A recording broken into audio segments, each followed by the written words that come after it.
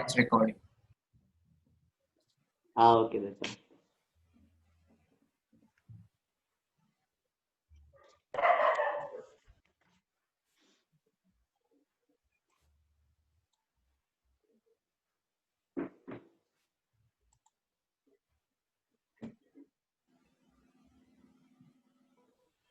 Okay, good evening, everyone. I warmly welcome all of you to the very first webinar session organized by the Satriaana community about open source licenses. So first of all, I would like to briefly explain what Satriaana is. So, Tanu, can you move on to the next slide? Yeah.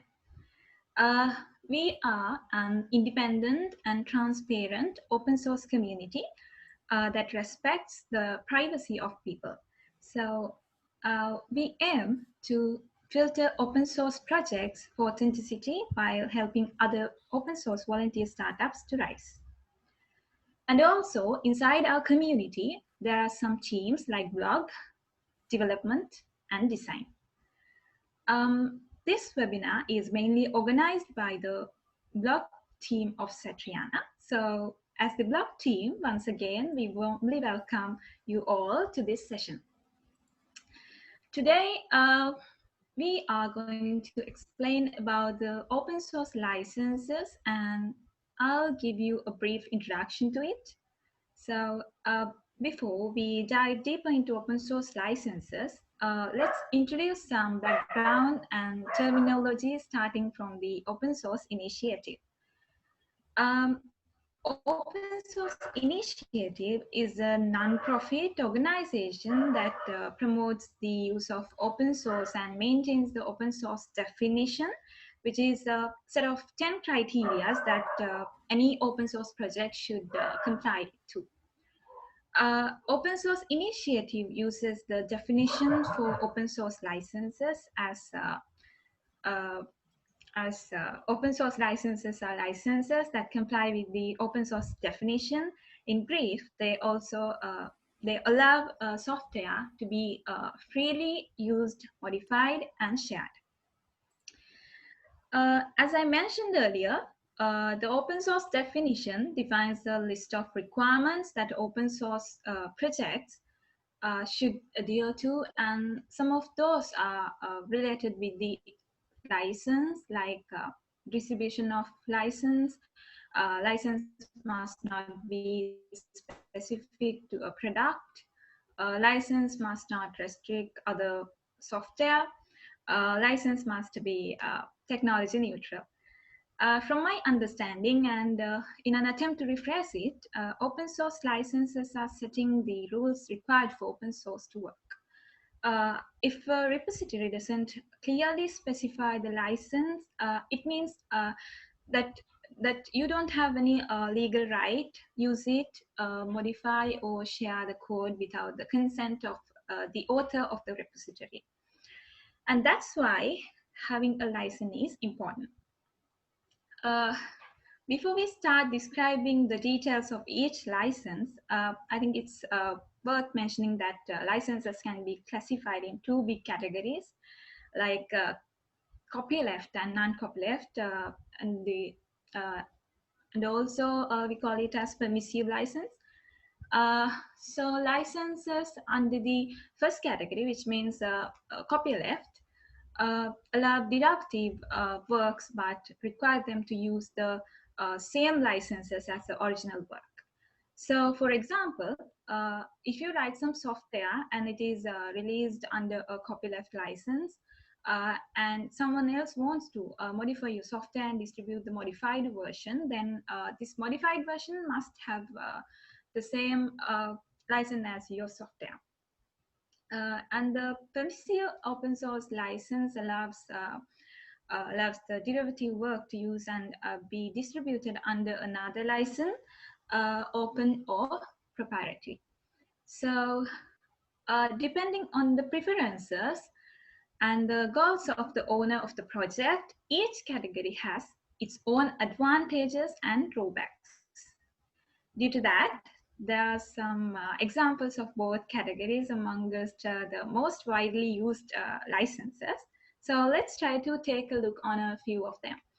Uh, in this webinar session, we mainly focus on 8 different licenses such as MIT license, Apache license, Mozilla public license, Microsoft public license, open source license version 3.0, PostgreSQL license, uh, GNU license, and the unlicensed. So yeah, so that's it. So those are things that I had to talk about regarding my part. So next, I would like to invite Dinura to explain his part. Thank you so much. Thank you, Senali. Now we will be talking about the MIT license. The MIT license is a permissive free software license originating at the Massachusetts Institute of Technology in the late 1980s. As a permissive license, it puts only very limited restriction on reuse and has therefore high license compatibility. The MIT license is compatible with many copyleft licenses such as the GNU General Public License (GPL). MIT licensed software can be relicensed as GPL software and integrated with other GPL software, but not the other way around. The MIT license also permits reuse within proprietary software, provided that either all copies of the licensed software include a copy of the MIT license terms and copyright notice, or the software is relicensed to remove this requirement. MIT licensed software can also be relicensed as proprietary software, which distinguishes it from copyleft software licenses. As of 2020, MIT was the most popular software license found in one analysis, continuing from reports in 2015 that MIT was the most popular software license on GitHub, ahead of any GPL variant and other free and open source software FOSS licenses. Next slide, please, Tana. Notable projects that use the MIT license include the X Windows system, Ruby on Rails, Node.js, Lua, and jQuery.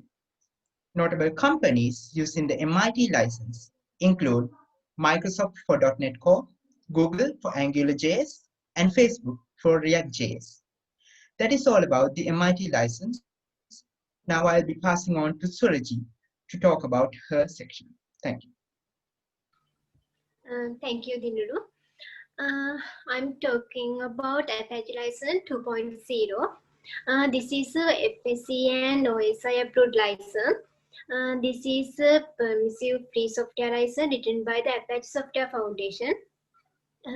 It allows users to use the software for any purpose, to distribute it, to modify it, and to distribute modify versions of the software under the terms of the license without concern for royalties. This license is also used by many non-ASF projects. Can move the next slide, Tanu? Thank you. This license has special permissions, conditions, and limitations. You can see that. This allows users of the software to distribute, modify, or otherwise use software for any purpose as long as the user complies with the license terms. The terms status that users can't remove existing copywriting, patent, trademarks, and distribute notices. So thank you. Let's be more to the next license, Amanda. Okay, thank you, Suraji. Good afternoon, everyone. Hope all of you are doing okay during these trying times. And let's move on to my topic. It's about Mozilla Public License 2.0.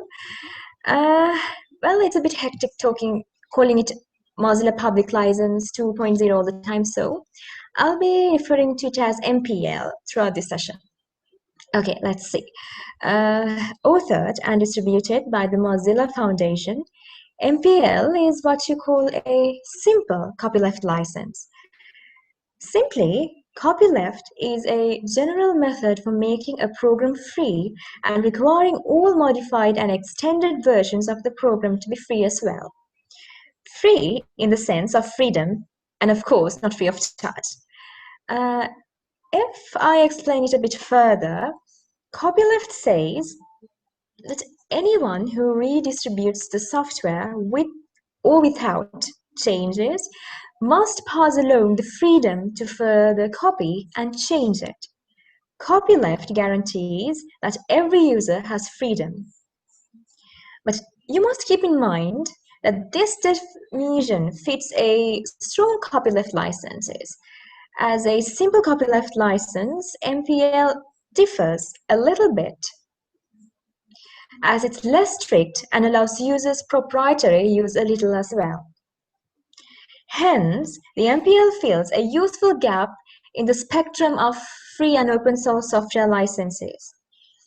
Sitting between Apache license, explained by Suraji previously, and the GNU family of licenses, which require a modification to be shared under a much broader and more strict set of circumstances than the MPL. So the MPL stands in a what you call a middle ground, where you can combine the MPL software with proprietary code as long as you keep the MPL code in a separate file. And this is where it differs from the stronger copyleft licenses such as the GNU family licenses. In MPL, copyleft only applies to any files containing MPL code. Thanu, can we move to the next slide, please? Okay, thank you.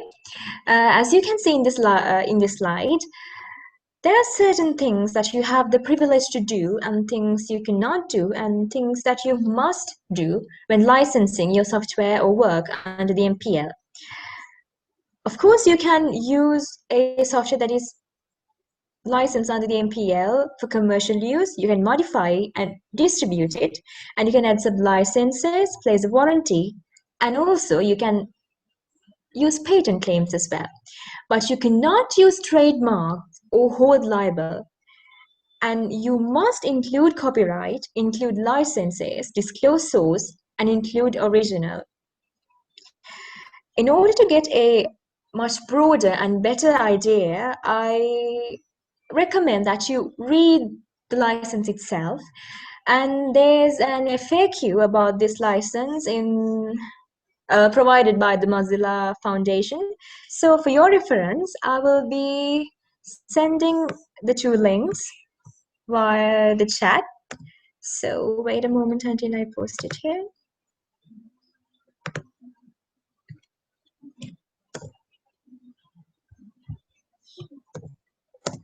So here it is. And so that's about it. And thank you so much for bearing with me all this time. And I invite Buddhika to continue the session. Thank you. Thank you, Amanda. My topic is Mozilla Microsoft Public License. What is Microsoft Public License? It is also known as Microsoft Permissive License. It is a license that governs the usage of software. Although the availability of the source code is not mandatory. If redistributed, the source code must include the license and copyright. Object code only distribution is permitted and may be done under any compliant license. But definition of the Microsoft Public License: a contribution is the original software or any addition or change to the software. A contributor is any person that distributes its contribution under the license. Third one is a license patent. It is contribute patent claim that read directly on its contribution. Then grant of rights. First one is copyright grant. Subject to the term of this license include the license condition and limitations in section. Each contributor grant you a nod to reproduce its contribution, prepare derivative works of its contribution, and distribute its contribution or any derivative work that you create. Second one is patent grant. Subject to the terms of the license, including the license conditions and limitations in section, each contributor granted a non-exclusive worldwide royalty-free license under its license patent to make, have made, use, sell, offer for sale, import, and or otherwise dispose of its contribution in software or derivative work to the contribution in the software. Tanu, can you move to the next slide? Then conditional limitations. No trademark license. This license does not grant you the right to use any contributor's name, logo, or trademark. Second one is if you bring a patent claim against any contributor or patents that you claim are infringed by software, your patent license from such contributor to software ends automatically. Third one is if you distribute any portion of the software, you must return all copyright, patent, trademark,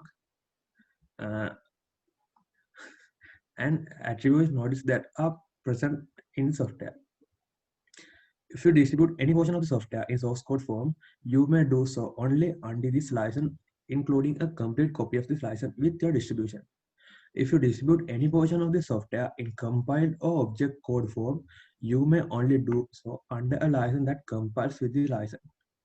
Fifth one is the software is licensed as is. You bear the risk of using it. Contributors gives no express guarantees or conditions. You may have additional consumer right under your local laws which this license cannot change. To the extent permitted under your local laws, the contributors exclude the implied warranties of merchantability, fitness for a particular purpose, and non-engagement. My license is over. Now next move on to the next license. Kamodi. Thank you, Buddhika. Hello, everyone. I'm Shamodi Pubudini. I'm going to tell you about open source software license version 3.0. So, this open source software license version 3.0 has 16 rules included. So, here are the 16 points listed on open software license version 3.0. Let's move on to the first point. First one is grant of copyright license. Here, this could be translated and made any changes based upon the original work or distribute copies of the original work under this open software license. So, the given permission to perform and display the original work publicly. Let's move on to the second point. The second one is grant of patent license. Here, anyone within the world has worldwide access to make, use, sell, and import the original work since the user has given his permission. Let's move on to the next point. Next one is grant of source code license. Grant of source code license means this code represents the original work of the licensor. The licensor reserves the right by placing a machine-readable copy for the convenience of the user for as long as the licensor continues to distribute the original work. Next point is exclusion from the license grant. Actually, the exclusion from the license grant means the names of the licensor or the contributors of the original work can't be used as trademarks. That means can't be used as trademarks to promote products, and also no patent license is granted for the usage of own. But according to the rules specified in section 2, as I mentioned earlier, right? Let's move on to the fifth point. Fifth point is external deployment. External deployment means the use and distribution and also the communication of the original work as an application over the internet or used by a person. So that's the external deployment. Next one is attribution rights. Attribution rights is actually this is used as an identifier. That means all the trademarks used and the source code derived, all copyrights and patents should be identified as an attribute right. So if the user have made any change, he or she has to inform by a prominent attribution notice. So that's about the attribution right. Next one is warranty of provenance and disclaimer of warranty. Here, license states that the copyright in and to the original work and the patent right given by the licensor are also owned by the licensor. So this disclaimer of warranty constitutes an essential part of this license. Let's move on to the 8th point. The 8th point means limitation of liability. Here, if the original work includes without limitation, damages for loss of goodwill, work stoppage, computer failure, or malfunction, etc., will not be a problem of the licensor, right? Okay, next point is acceptance and termination. Here, once the user agrees to the terms and conditions, he can't use them illegally. If the user has violated the rules and regulations, then immediately the license shall terminate and the user can no longer exercise any of the rights granted by the licensor. Next one is termination for patent action. Here, this license will terminate automatically and the user may have no access to the rights as of the dates this was committed. So that's a termination for patent action. Next one is jurisdiction, venue, and governing law. Here, any action or suit relating to this license may be brought only in the courts of a jurisdiction, whereas in the licensor resides or in which licensor conducts his primary business. The application of the United Nations Convention on Contracts for the international sales of goods is expressly included. So any use of the original work outside the scope of this license shall be subjected to the requirements and penalties of copyright or patent law in the appropriate jurisdiction. Let's move on to the 12th point. That is attorney's fees. Here, attorney's fees means if there are damages done, then the prevailing party shall be entitled to recover the cost and expenses. So that's the attorney's fees. 13th point is miscellaneous. If any provision of this license is held to be unenforceable, such provision shall be reformed only to the extent necessary to make it enforceable. Let's move on to the 14th point. 14th point refers to definition of user in this license. I think it's a very important one. Actually, the use of this license means an individual or a legal entity exercising rights under and complying with all of the terms of this license. So that is the definition of user in this license, right? Okay, 15th point.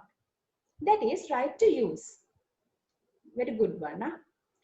Huh? That is the user can use the original work in all ways needed and the licensor promises not to interfere for such uses by the user. Okay, let's move on to the last part. That is modification of this license. So the modification of this license means permission is granted to copy, distribute, or communicate this license without modifications. Without modification. So you can't modify anything, but they allow you to copy, distribute, or communicate, but without modification. So here I have explained all the 16 points of the open software license. Now I am going to tell you about the PostgreSQL license. So what is this? Let's see. PostgreSQL license is a liberal open source license similar to BSD or MIT license, and it is used specifically for PostgreSQL. So, and in here you can see in the slide, Tanu, here you can see the PostgreSQL license statement, right? Hope you all can see that. Okay, let's move on to the next slide. Okay, here as it is mentioned in this license statements, the software distributions which hold the PostgreSQL license can distribute, which means that has the ability to distribute original or modified works, and then has the ability to modify the software and create derivatives and derivatives, and also has the ability to use the software for commercial purpose. The software distributions which hold the PostgreSQL license can't hold liable. So this basically means there is no warranty to the product, and if any damage happens to the software, the license owner doesn't take any responsibility for that damage. Remember that, right? So we should include the copyright and also the full text of the license in modified software. Okay, let's move on to the next slide. I think, yeah, last one.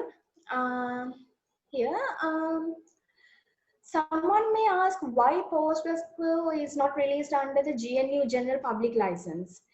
Actually, they have given the answer for this in a PostgreSQL website.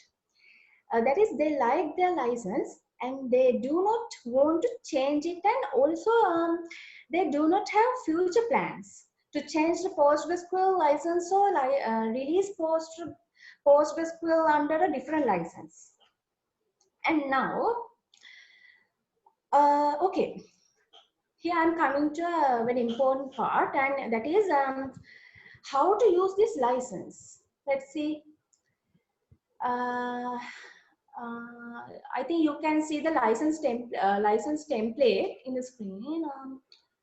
So this is the license template you can see here, right? So when we are using the PostgreSQL license into our software distribution, first we want to mention that this is the PostgreSQL license, right? We have to mention that. And you have to substitute the copyright year and the name of the copyright holder into the body of the license.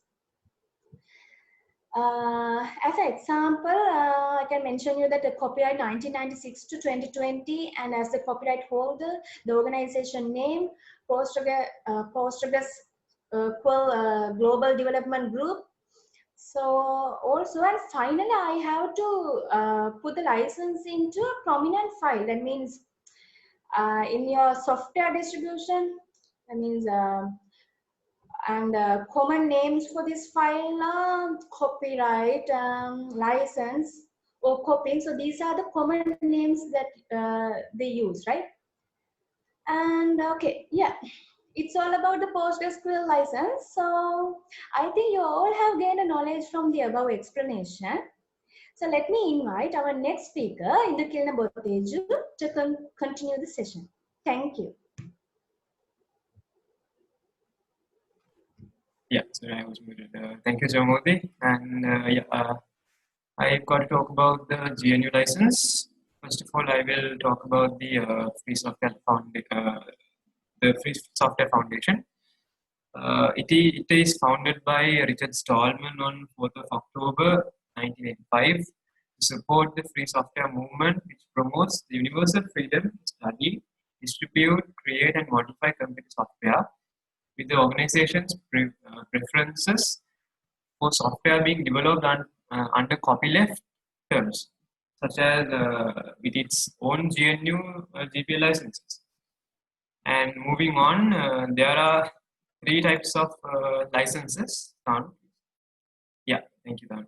There are three types of GNU licenses, namely, can you move on to the slide before Don? Really sorry. Yeah, thanks. As you all can see, there are three types of GNU licenses: the AGPL, the LGPL, and the GPL license. Moving on. Yeah, thanks. First of all, I'll talk about the GNU General Public License, or the GNU GPL. It is a series of widely used free software licenses that guarantee end users the freedom to run, study, share, and modify the software. The licenses were originally written by Richard Stallman, former head of the Free Software Foundation, for the GNU project, and grant the recipients of a computer program the right of the free software definition.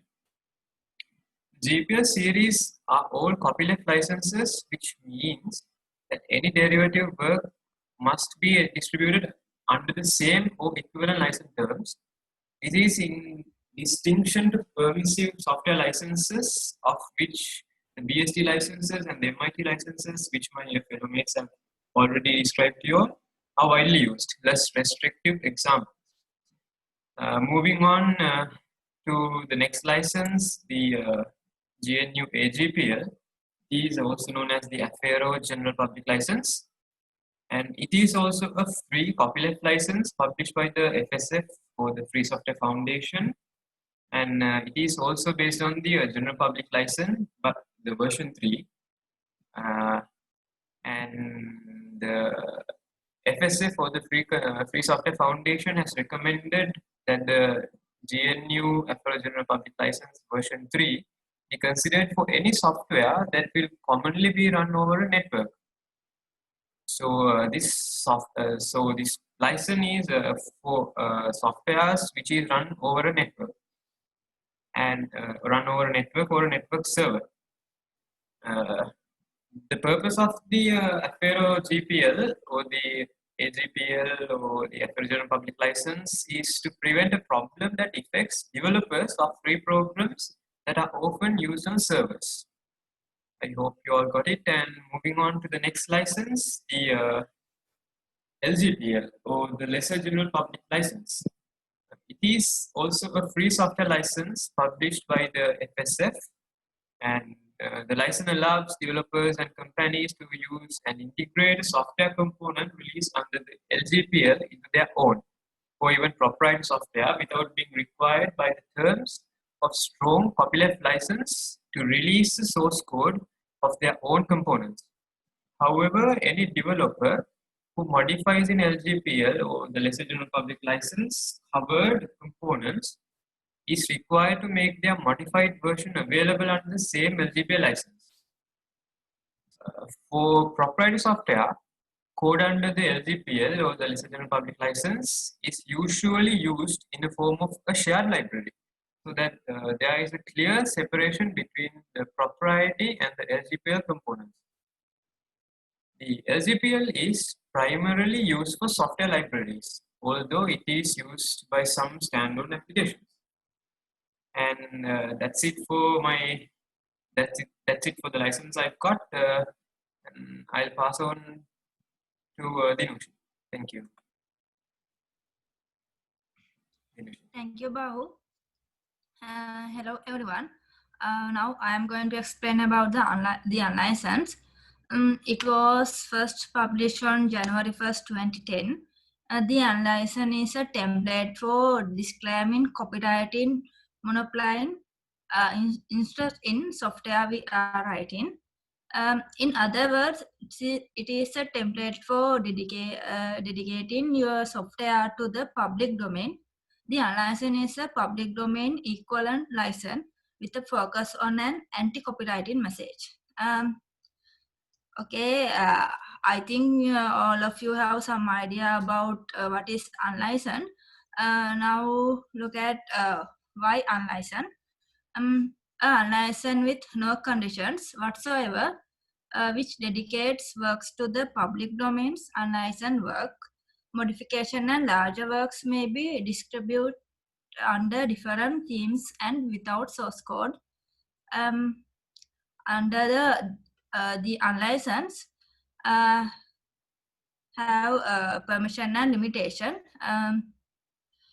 Permission, commercial use, the licensed material and derived may be used for commercial purpose.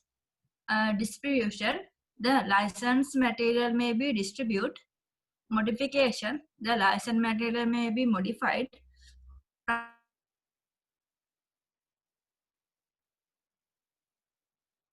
Private use, the licensed material may be used for modification. Liability, the license include the limitation or liability. Warranty, the license expressly state that is does not provide any warranty. I hope all of you got some knowledge about the unlicensed. Thank you, everyone. Okay, thank you. I really hope that all of you got an idea about open source software license by the ones we talked about now. And I would like to take this moment to thank all the core members of Satriaana who helped us in many ways. Every single one of them contributed to this in some way, and especially the blog team who did the webinar today. And the purpose of today's webinar was to get an idea about open source software licenses and decide what kind of open source software licenses as a free and open source community we should be using in the future. So I think that all of you have an idea about it now, and we'd like to get a feedback on which certain open source software licenses that we should use. And again, thank you all of you for coming here today as well. And so let's wrap up the session with that. With the hopes of meeting again with another valuable and meaningful session like this, hopefully soon. Until then, good night, have a nice day, and stay safe.